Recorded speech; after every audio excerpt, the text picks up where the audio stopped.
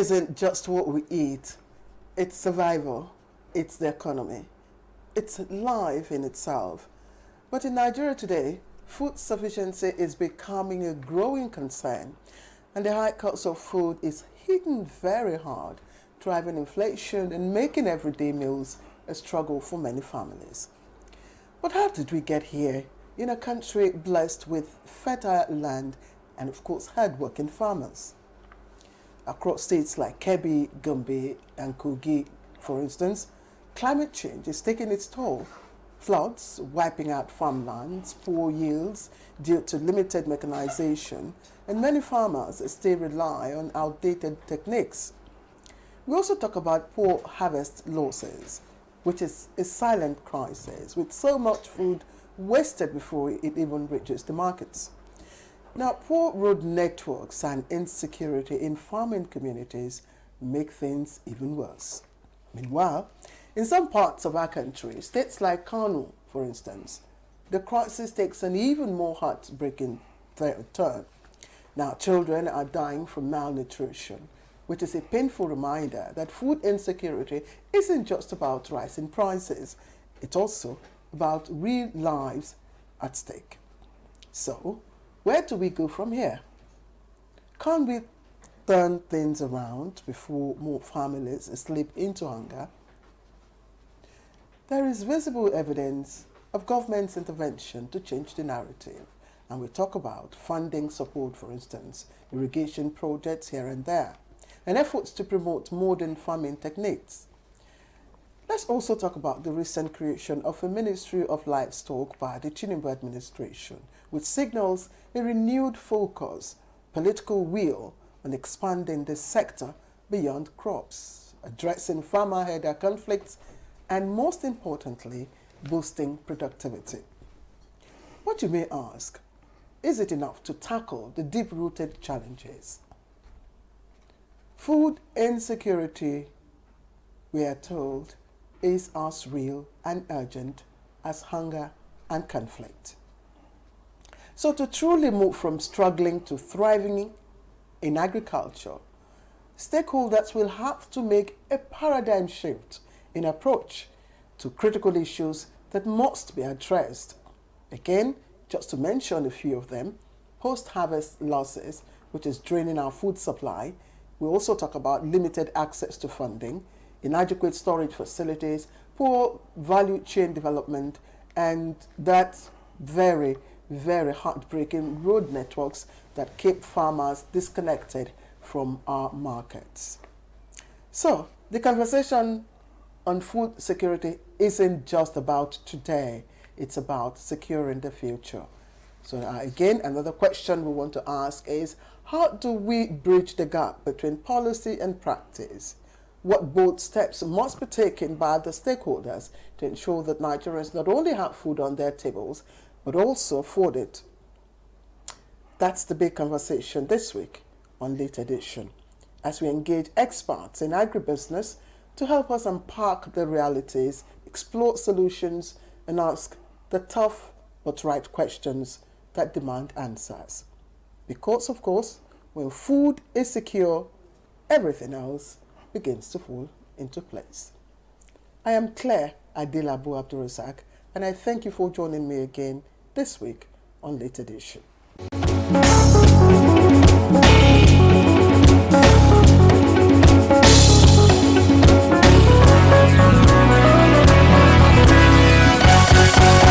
So let's start our, introductions, and my guest today is a familiar face. Architect Kabiru Ibrahim is the president of Farmers Association of Nigeria, AFAN, and also president Nigeria Agribusiness Group.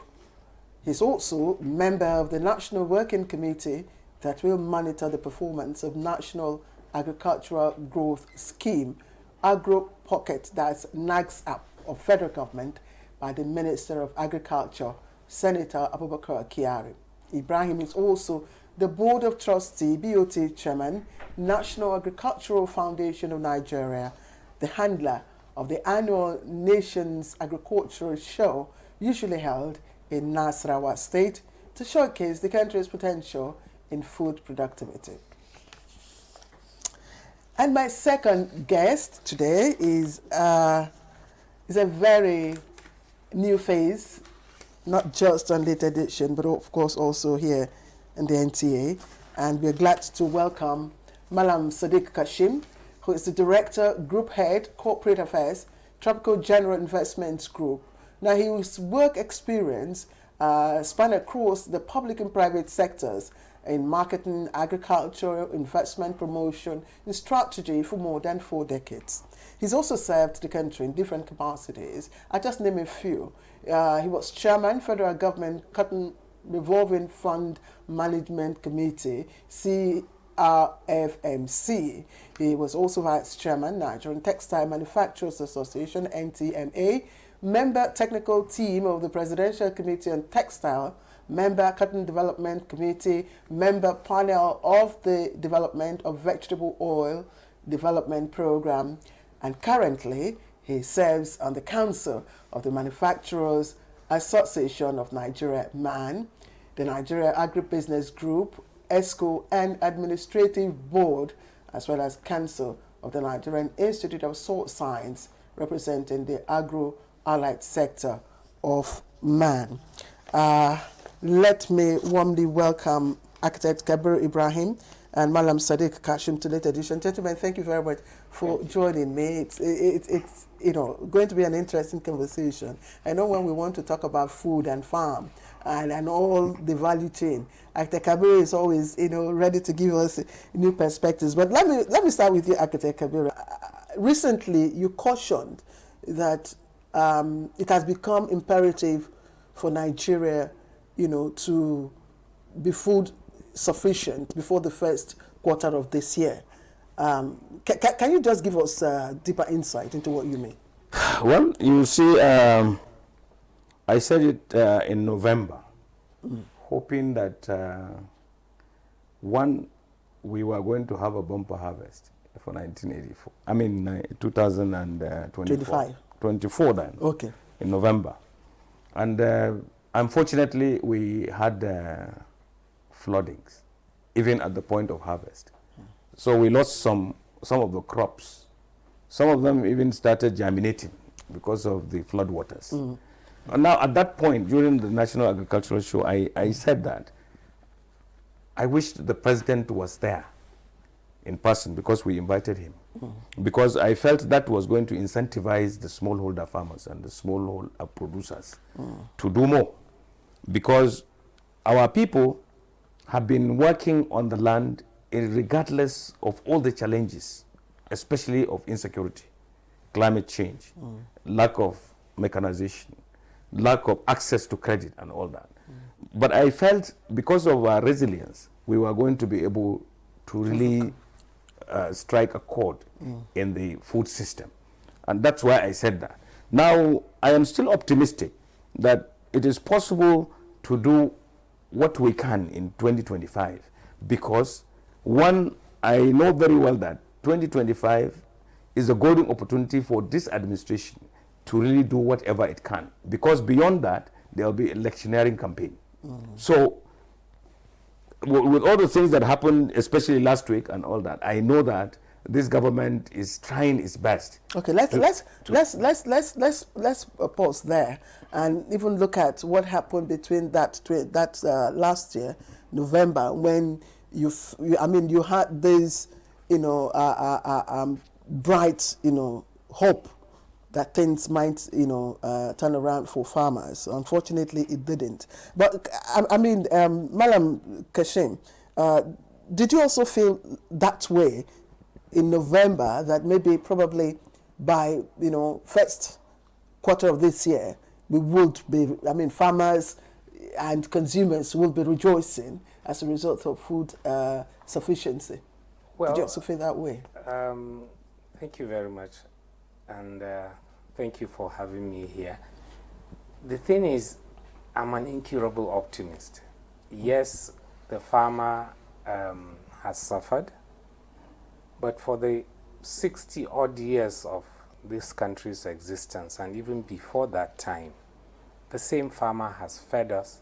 We've never had it that we had hunger in this country where the farmer has failed. So I'm sure he would still be able to take us to the next level. But like my president mentioned, we need much more presence of government to come in and show its hands. But even before we talk about government coming in, we need to understand what went wrong last year. Why specifically? There were crop failure in some places due to natural causes like the flooding he mentioned. When you say crop failure, what does that mean? Yeah, for instance, in the places where there was flooding, the flooding was so bad that the already ready to be harvested crops were now germinating on the cob, for instance, which is bad. In rice fields, for instance, you can't go and harvest. So by the time the floods receded, by the time you harvest, the rice is no longer viable for processing. And we have seen the same thing happening in other crops all over the country. So, but apart from that, I see also even the cases of pests that have been ravaging our fields. Okay, pests. In your introduction, you mentioned the issue of infrastructure failing. So the food could not even get from the farms from farm to the market. to the markets. So these are all factors that came on. And at the end of the day, it wasn't as good as we expected. But these are still same issues we've been talking about. Even if I dare say, Dr. Kabiru, for 60 years. I mean, we've been talking about pests, we've been talking about crop failure, we've been talking about infrastructure debt that makes it, impossible for farmers to transport their crops, from the farms to the market. I mean, these are revolving, if I shouldn't say, issues. I'm just wondering, what has changed at all, if at all it has? I would come in at this point to tell you that, yes, we have been talking about these issues, but they have been work in progress. Whatever you say now, there are very many windows that are working. But our population is increasing, has become almost unmanageable. Our currency can no longer purchase at its optimum. We have insecurity. These things were not there like when I was president of Poultry Association of Nigeria, for instance. So these things have compounded the issues that have been bedeviling our food system.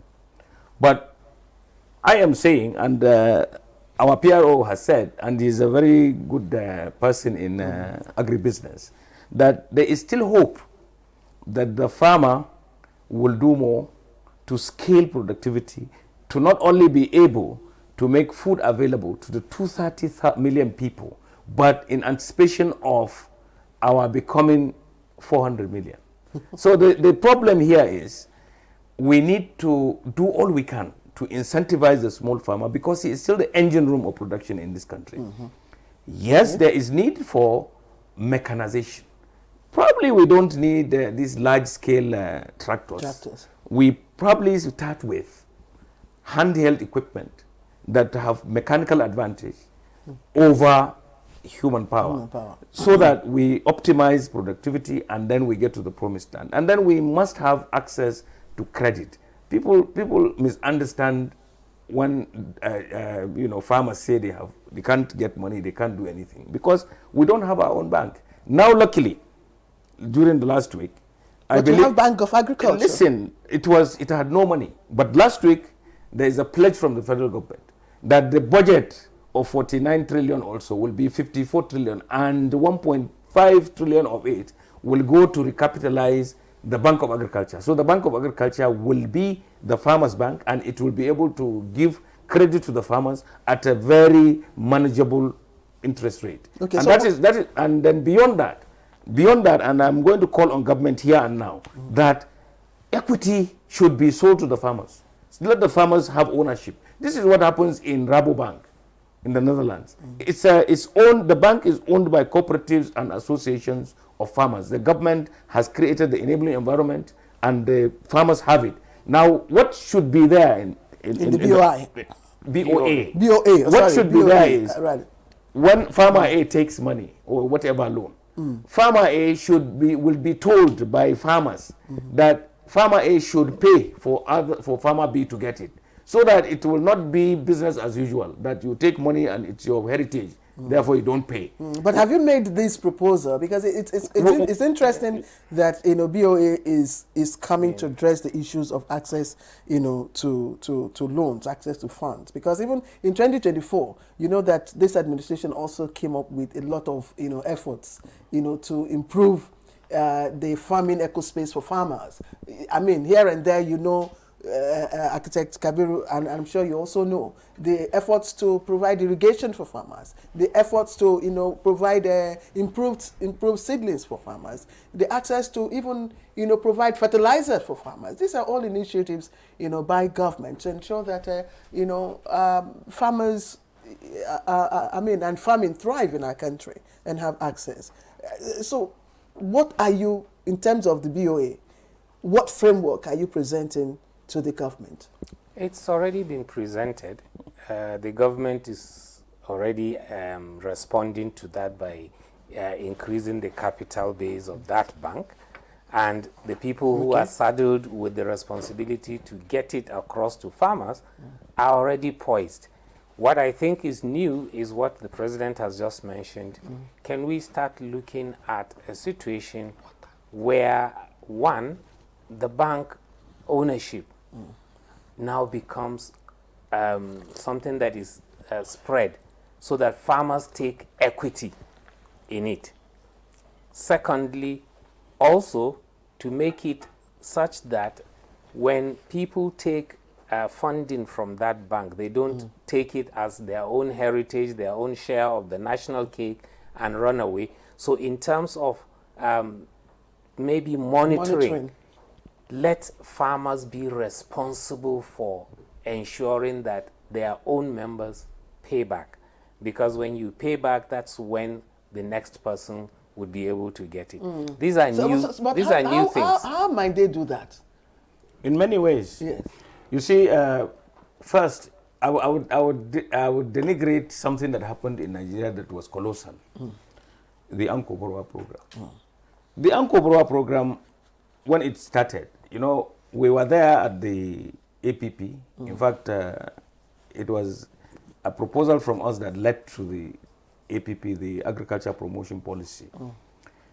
The CBN keyed into it, and they evolved what it called the Anko Borowa program. Now, when it evolved the Anko Borowa program, it thought that it would reach its own farmers without taking the associations along.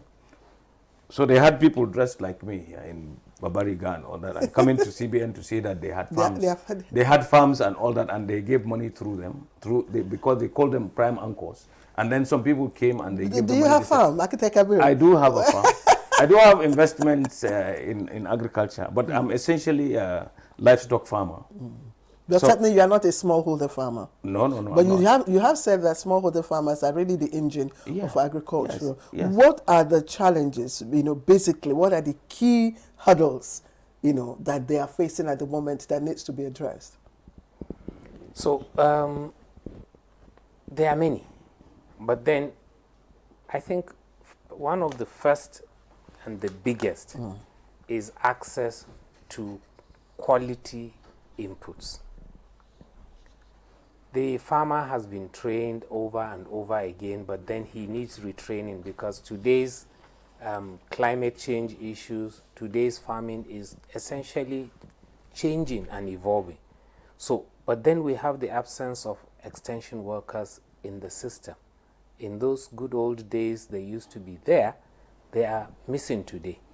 Then he mentioned the issue of funding, access to credit, so that they can go ahead and involve themselves in the activity. There is something he mentioned, the president mentioned. We probably would like to be strategically inefficient.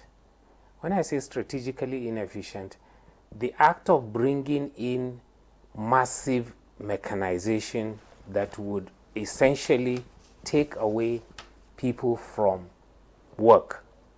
Because when you put a tractor on the field, probably 12 people are made unemployed or redundant.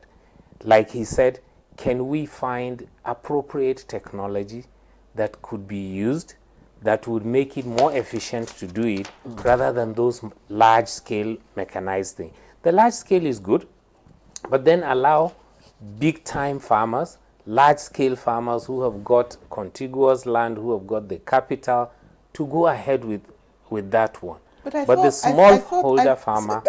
I'm sorry, we're still on mechanized farming, because the general impression and the clamor is for us to move from whatever we describe as rudimentary methods to a more mechanized farming method.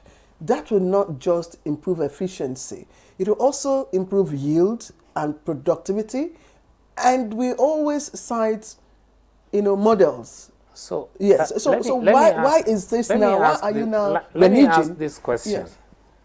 When those 12 people are left unemployed, you train them. You don't leave them unemployed. No. What train them to do what? You train them to be able to adapt to the use of yes, the tractors. Yes. The tractor is deployed to the field to clear the land, to do planting, to do harvesting.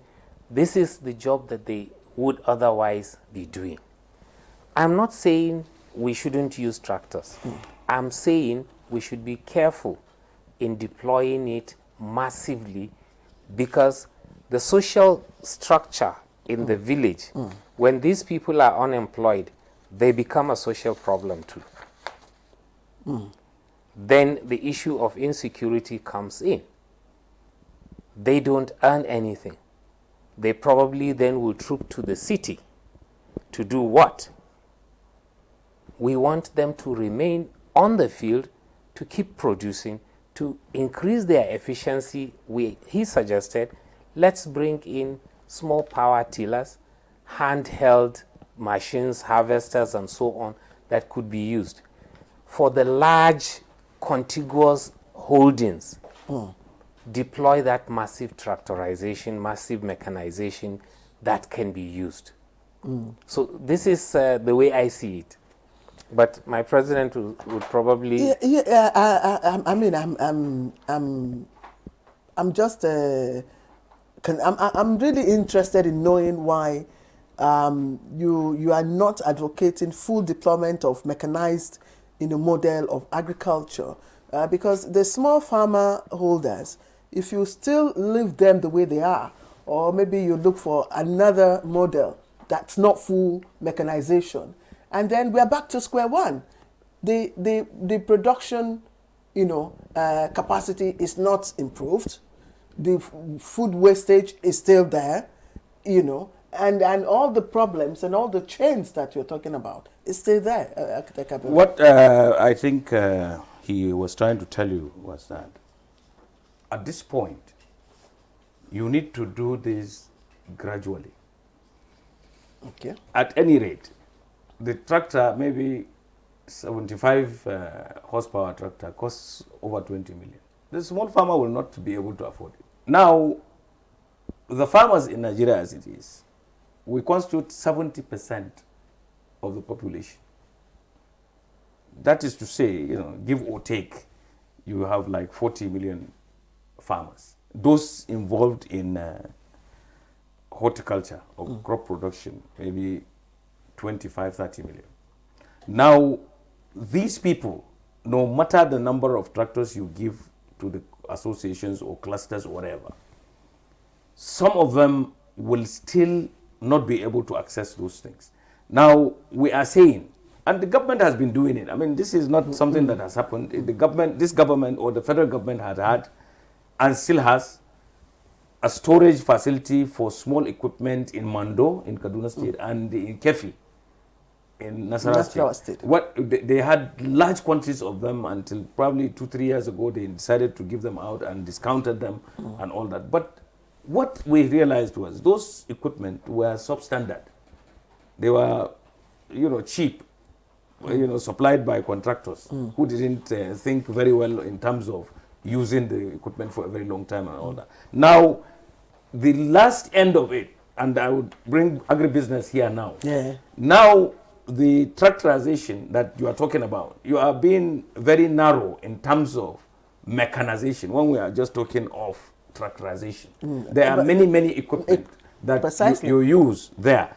But the small farmer, when he is displaced from getting direct benefit from the use of those equipment or those forms of mechanization, will he get opportunity, employment, livelihood from agribusiness? Because there will be value addition. Okay, fine. To all these things are produced plenty. Now that you've talked about agribusiness, which is basically, the food on the table at the moment. When we come back, we just take some moments to take a cup of tea, take some water, and then we come back and talk about agribusiness, because it appears to be the in thing now in the agricultural space. Agribusiness. What is agribusiness? And how do you hope, through the roundtable that you want to hold now, how do you hope to turn things around? Is there going to be a paradigm shift in approach? Architect Kabir Ibrahim, thank you. Malam Kashim, Sadiq Kashim, thank you very much. Let's quickly take a short break. You're watching Late Edition. We'll be right back.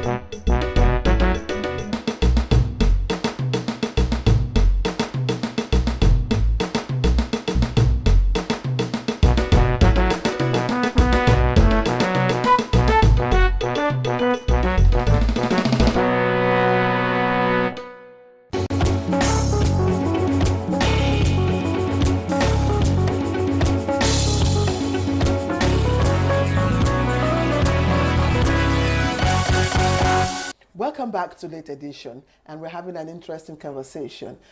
Today we're looking at, a particular aspect in the agricultural sector, which is agribusiness. I'm sure you hear agribusiness most of the time, but I have Architect Kabir Ibrahim, who is the president of Nigeria Agribusiness Group, and we also have Malam Sadiq Kashim, director, group head, corporate affairs, Tropical General Investments Group. Again, thank you, gentlemen, for joining me on the program. So let's talk agribusiness. Architect Kabir, in a nutshell, what does it just break it down What it for means us? is that we stop looking at agriculture at merely production level. We must Farm level. At farm level, we must incorporate processing, marketing, that is distribution, and even consumption. Now, the farmer in Nigeria has always been looked upon as a very poor person, as doing subsistence production. Not anymore. What what we are talking about now? It will interest you if you talk to our farmers in the villages. They now don't look at what you call food inflation and being an inhibiting factor in your food security. Okay. They are saying that what they produce now is beginning to have value. So they are not complaining about it, but they only know because they have to sell whatever they produce to buy what they have not produced. And when they go to the market, they see that the prices are high. But these are factors that are also dependent on the purchasing power of the Naira. But let's go back to agribusiness and what it can do to us all. All the nations of the world that are comfortable from agribusiness. Now, agribusiness entails everything that you do in a food system. It makes everybody quite comfortable, whereas in other sectors, there are confinements, even oil. There is a limit to which you use oil. Now, I told you processing, distribution. Processing means value addition and all that. Transportation means keeping the supply chain correct. All these things are factors that are covered under agribusiness. And then you become rich when you produce, you add value, you sell well, you distribute well, and you eat well. You look healthy yourself by eating well. You look comfortable by getting all the things that are modern and all that. And so we are going to show to the world or to Nigerians that don't go through the vagaries of production and sell what you produce in its primary form, because then you are creating wealth for somebody else, because the person who buys from you and goes to add value will do that. Move to the next stage. So what we are encouraging farmers to do is get into relationships with large bodies like TGI, produce for them, get into an agreement with them that while they buy what you produce in its primary form, they will also give you equity in the value add, so that your income becomes twofold. You become rich together. That is to say, you prosper and suffer proportionately. You know what? It's very interesting. It's very interesting. And that's why, Madam Kashim, what do we need to do to get agribusiness to thrive? So you see, like adding from the position he put it, organizations, businesses in this country involved in the agricultural space need to have a mindset change that there should be a shared prosperity maxim between them and the farmer, between them living in the cities probably and the rural areas, because that's where their produce comes out from. And when you have that shared prosperity, when, for instance, their happiness comes, you share with them.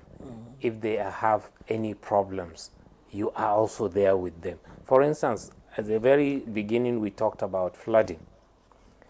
When you go to Kebbi, for instance, to look at what happens when flooding comes, you discover that companies who are operating within that space have a system where they now come to the aid of farmers. They teach this of taking over the misfortune and changing it to a better thing. Now, these are issues that come in, and you find the farmer is no longer like left to his own devices and to maybe to nature and to his fate. You are part and parcel of the same ecosystem, and you continue doing. So today you find the Kebbi farmer who produces paddy. Because of his relationship with companies like TGI, his productivity increases, his output is higher, he gets a market for his produce right next door, so he doesn't have to go, for instance, he doesn't have to suffer the infrastructure defects in terms of roads, in terms of security, getting the goods all the way and then collecting cash and coming back. Maybe armed robbers would waylay him. All these things are resolved there. Financial inclusion is embedded into the system. And like he mentioned, when the rice is produced, we have seen a situation where his diet is probably deficient in some minerals, in some other food things. Companies or operators get involved in food fortification, such that their children who get fed in the school feeding program that government has would have more nutritious food. The reason being, if you don't do it today, 20 years down the line, these young stunted children would become the farmers that you would want to be using. Okay, and they are deficient. Let's quickly look at, I know that there's an upcoming roundtable, where stakeholders, hope to, like I asked, I'm just wondering if there will be a paradigm shift in approach, in approach to agribusiness. We know that agribusiness farmers, have a lot of hurdles to cross. You mentioned again, markets. Of course, they also have the issue of packaging. So many issues that they need to get over to be able to break even, as you yourself, have already talked about. So, in this conference, how do you hope to address each and every of the challenges that agri farmers may face in the course of this Well, to begin with, production? Alhaji Sadiq has mentioned clearly that you are food secure when you eat what you want to eat at the time that you want to eat, and that it is affordable to you and it is nutritionally balanced. That situation will be brought to the fore at the PRT, and everybody will hear, and we hope that everybody will accept to walk lockstep with every other person to be able to do it. Now, I am emphasizing this. The government has no farm. Government is supposed to create the enabling environment for this to thrive. And government is secured when the generality of the people are sane and are able to rationalize actions. Once they are poor, even in your own home, if you don't give your children enough food, they become irrational. Somebody will even break your TV. You are watching TV and they break it. So that point is a meeting point for all stakeholders in the Nigeria project. The majority of the people who are really challenged by food security or food insecurity are all Nigerians today. Because even you have been complaining about the skyrocketing inflation that we have, which means that your salary, the wage that you get, cannot buy you what you want. And this happens to everybody. What about people who have no steady wage, who don't have salaries? They work at the pleasure of people like you. They work the day, they take the money, and that's what they use to buy food. Now, generally speaking, the PRT is going to bring everybody together. And that is why we are saying all stakeholders should be there, should open their eyes. The president himself should be there.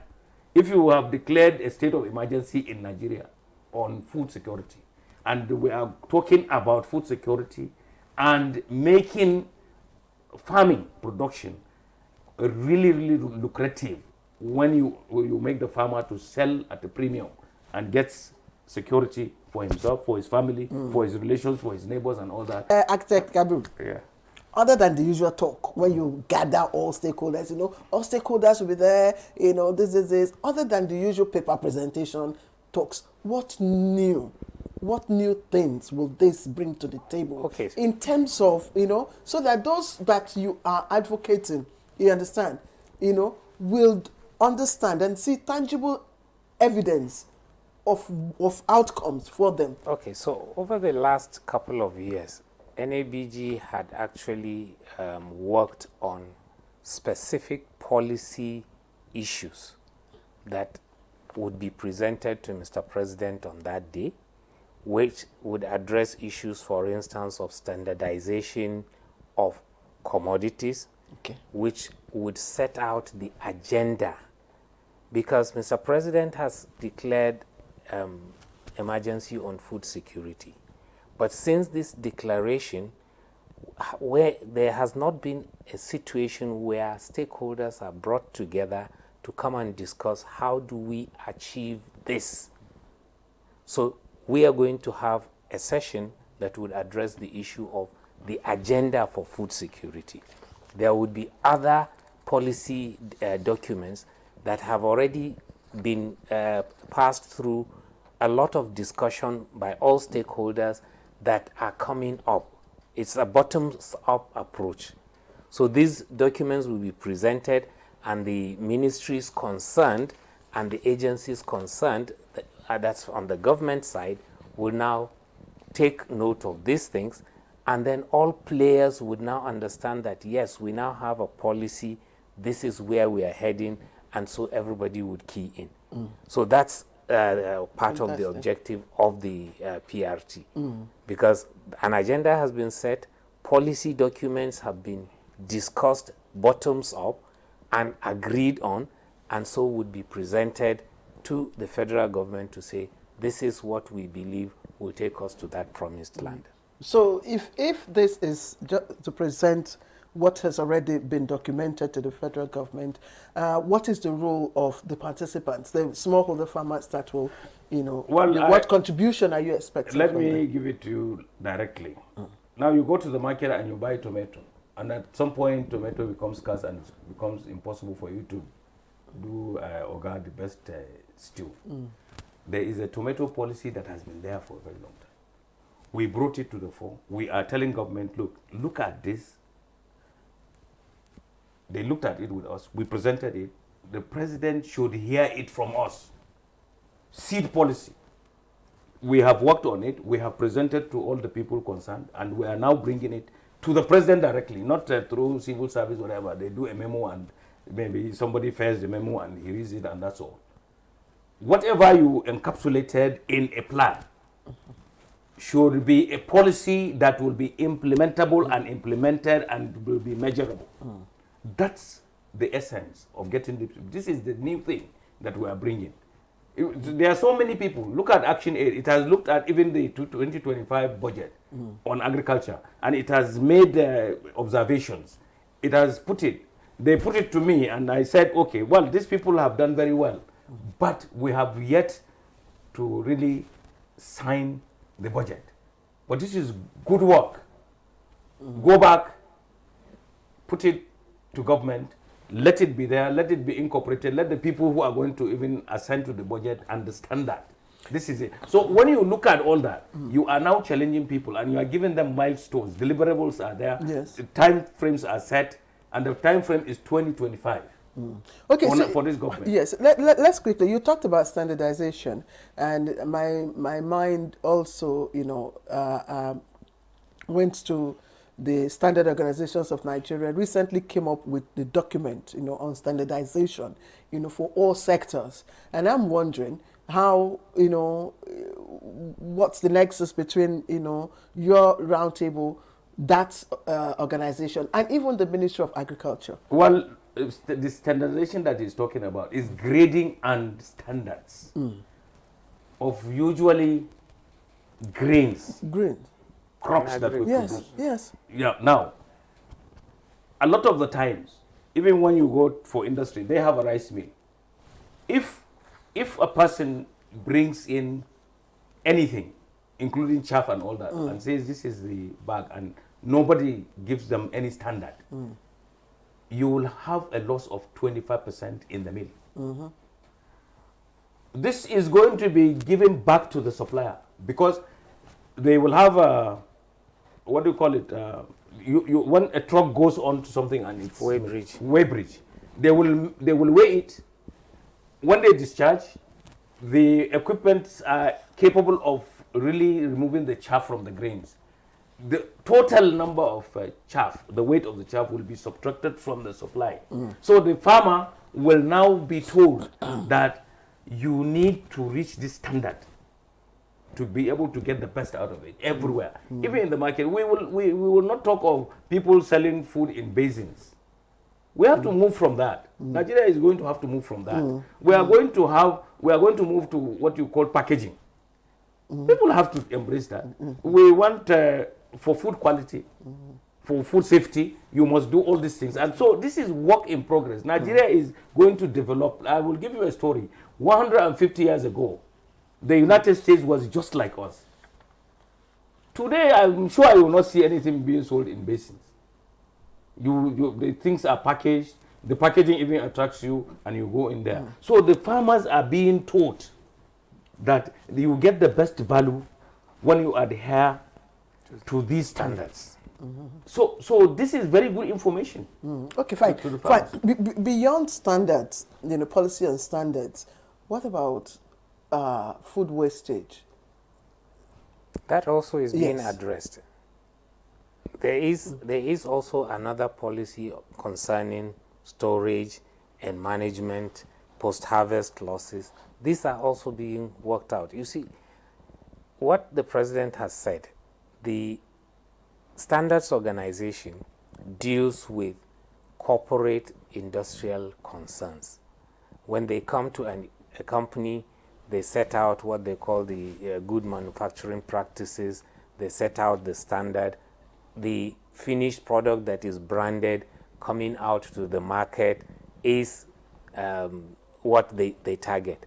But then, when the farmer is producing and you do not instill that issue of quality, grading, and standardization from that grassroots, From that grassroots. it doesn't fly. Exactly. So the same thing about post-harvest losses and all those things.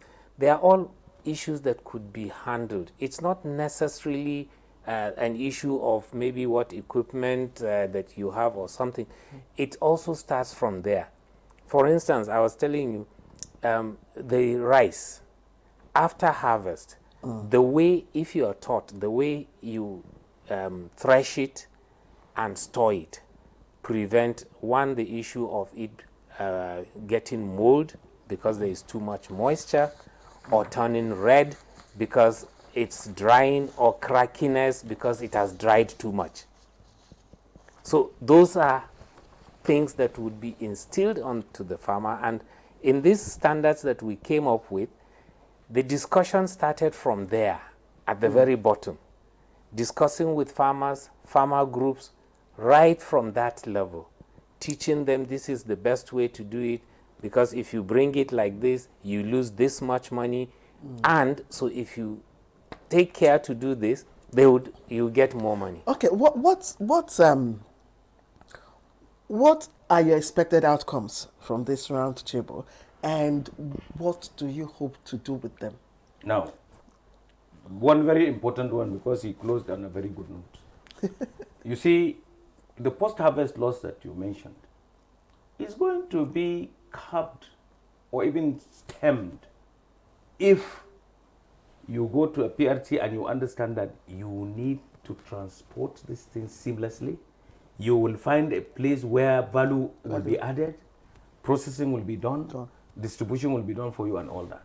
A solution to post-harvest loss will be gotten from there. Absolutely. Now, a solution to productivity will also be found there, because you will be told that you will get good money through the production of good products.